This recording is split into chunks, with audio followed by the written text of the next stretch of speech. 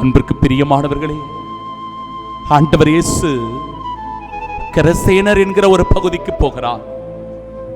அந்த இடத்தில் ஒரு பேய் பிடித்த மனிதன் கல்லறையிலேயே கிடக்கிறான். சங்கிலியால் அவன் கட்டப்பட்டிருந்தான், விலங்குகளால் அவன் கட்டப்பட்டிருந்தான்.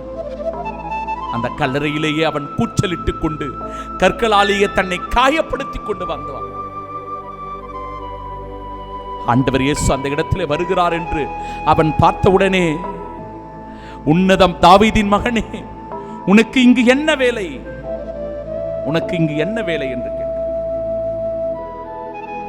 மார்க்கு நற்செய்தி 5வது அதிகாரம் 8வது இறைவார்த்தை சொல்லுகிறது, தீய ஆவியே இந்த மனிதரை விட்டு வெளியே போ. சில நேரங்களில் தீமை நம்மை ஆட்டி படைக்க நாம் விட்டு விடுகிறோம்.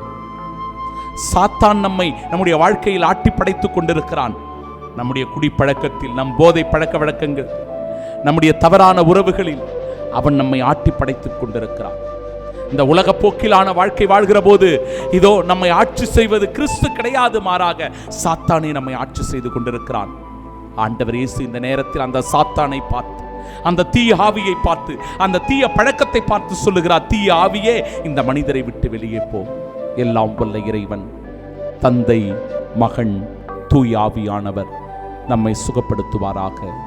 ஆமென்.